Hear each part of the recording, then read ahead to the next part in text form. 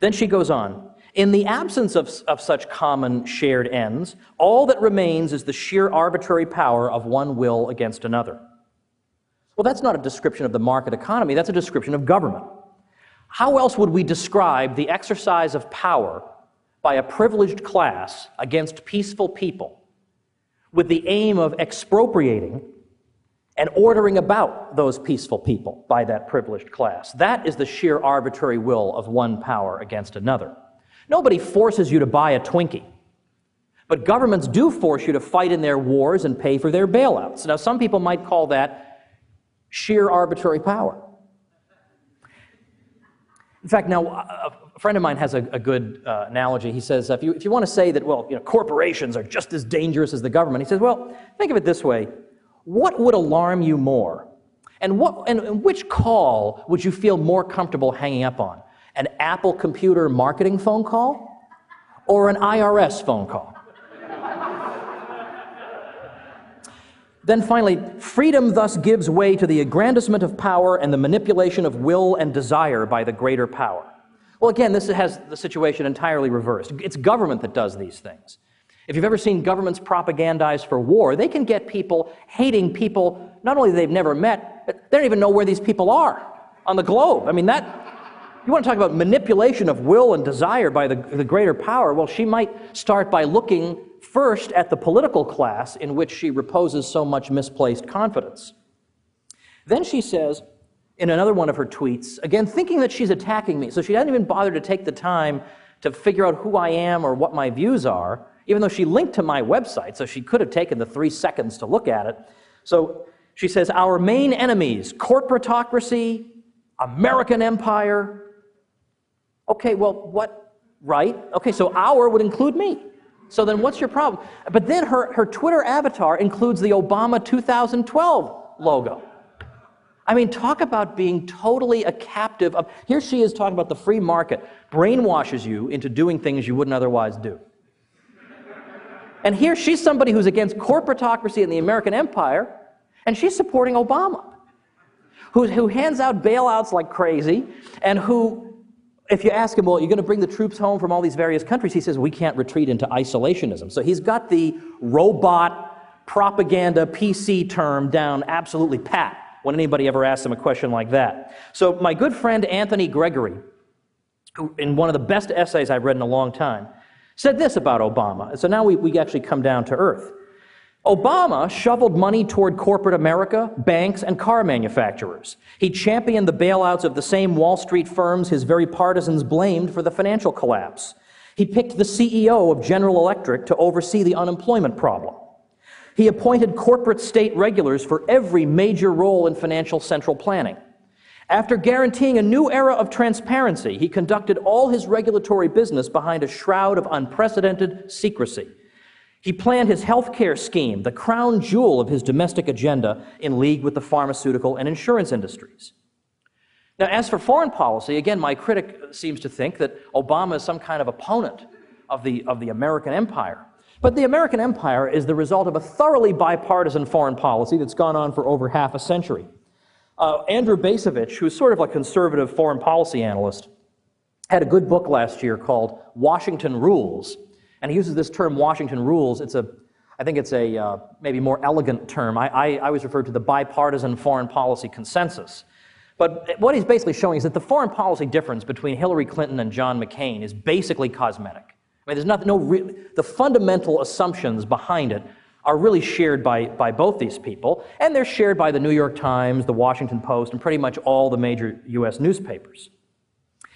Now again, Anthony Gregory, he says, Obama continued the war in Iraq, even extending Bush's schedule with a goal of staying longer than the last administration planned, and then finally the Iraqis said, you've got to get out. He tripled the U.S. presence in Afghanistan, then took over 2 years to announce the eventual drawdown to bring it back to only double the Bush presence. He widened the war in Pakistan, launching drone attacks at a dizzying pace. He started a war on false pretenses with Libya, shifting the goalposts and doing it all without congressional approval. He bombed Yemen and lied about it. He enthusiastically signed on to warrantless wiretapping, renditioning, the Patriot Act, prison abuse, detention without trial, violations of habeas corpus, and invasive airport security measures. He deported immigrants more than Bush did. He increased funding for the drug war in Mexico. He invoked the Espionage Act more than all previous presidents combined, tortured a whistleblower, and claimed the right to unilaterally kill any U.S. citizen on earth without even a nod from Congress or a shrug from the courts. But this is the opponent of corporatocracy and American empire. Never underestimate the ability of politics and government to confuse people. That's what they're there for, is to fill our heads with this idea that they're the great saviors, or there's at least one party among them that's the great saviors. And without them, it would all be terrible. We'd all have jobs earning us 3 cents an hour. We'd all be dead, just what you read in your 7th grade textbook. Then she says, another problem with the idea of the free market is that humans make decisions based upon the short term rather than the long term. All right, now let's assume that I accept this dubious psychological proposition. Let's assume that it's true. Somebody who makes this type of criticism never applies it to government. Wouldn't governments also think in the short term? Wouldn't the voters who elect the people in governments also think in the short term? So how does government improve on this? And in fact, when you think about what governments have done thinking about short term, I mean, look at what Richard Nixon did on the eve of his re-election campaign in 1972, dramatically increasing Social Security benefits. I'd say that was for a short-term benefit. Call me a cynic. I don't think he was thinking about what the consequences would be 30 years down the road. And in fact, when you look at those programs, the entitlement programs are underfunded right now to an amount greater than the GDP of 2 planet Earths. So I would say that the U.S. government has had a little bit of a problem not thinking in the long term. But supposedly this is a problem that's exclusively confined to the free market. But to the contrary, the free market discourages people from short-term thinking. So, for example, think about this very critic. She probably drives a car. Does she wait 80,000 miles between oil changes? She should, if all she thinks about is the short term. In the short term, this is going to take half an hour out of my day. I don't have time for that, baby. I got to move. I got to get on Twitter. I don't have time for this. But what does she do instead? Every 3 or 5 or 6,000 miles, she goes in there for the oil change. Why? Because she wants to preserve the capital value of the car. She wants to preserve the flow of services that come to her from this car. And she knows that if she drives it into the ground in the short term, she won't gain the long-term benefits. Do governments operate under that sort of incentive? As Hans Hoppe points out in his book on democracy, of course not. A democratic government is operated by temporary caretakers who don't own the capital value of the resources of the country. So it doesn't matter to them. If the country was a giant car, they wouldn't do an oil change the whole career they were in office. What difference does it make to them? They don't have to drive that car. It doesn't matter to them to preserve the capital value. Instead, sure, we have to loot these people as much as we can right now because I may be out of office next year and I won't have the chance to loot them then. We have to think in the short term. We've got to use stuff up to benefit us politically. But then she says, and I'm not going to look over at Doug French. I'm going to keep you a little bit, because I think I got started 5 minutes late. I'm going to keep you slightly late. Don't anybody boo and hiss, please. But I do want to she deserves this, and I would feel bad if just time kept me. So then we get this.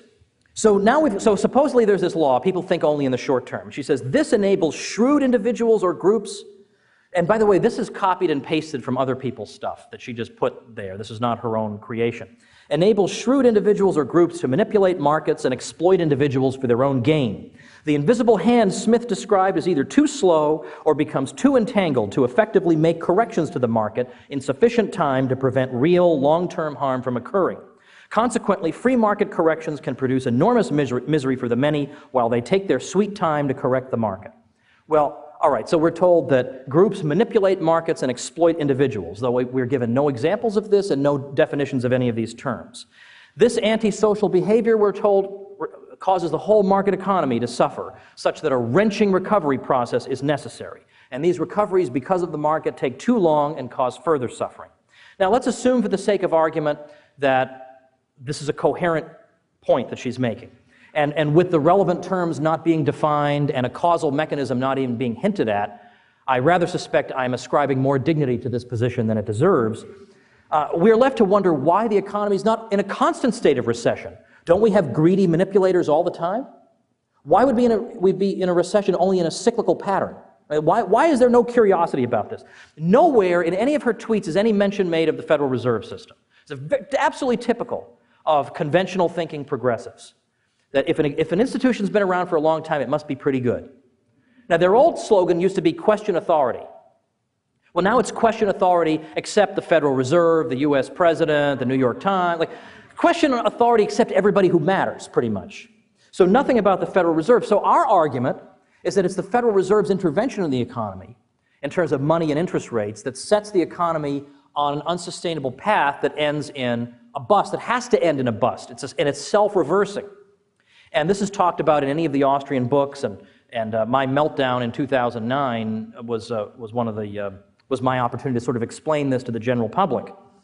So it's not caused, the boom-bust cycle is not caused by the market economy per se, but by this sort of intervention. And the recoveries are brief or prolonged in terms of, well, how much interference is there from the government. And as Bob Murphy often points out, the Great Depression is the first time in U.S. history that the federal government actually rolled up its sleeves and said, okay, we're going to try and solve this thing. And it just goes on and on and on and on. Whereas the 1920-21 downturn, relatively little was done, and there was a relatively swift recovery compared to the Great Depression. If that had been reversed, now today they try to say, oh, that's apples and oranges. No, it's not, because imagine the situation's reversed. Imagine 1920-21, we had a quick recovery because there was massive government involvement, and the Great Depression went on forever because we had no government involvement. You better believe what they would say is, you see, this just goes to show you need the government to get you out of downturns. So you can't win with these people. They'll either just ignore it, they'll either ignore you, or they'll spin the evidence in their direction. That's why you need good theory in addition to knowledge of history.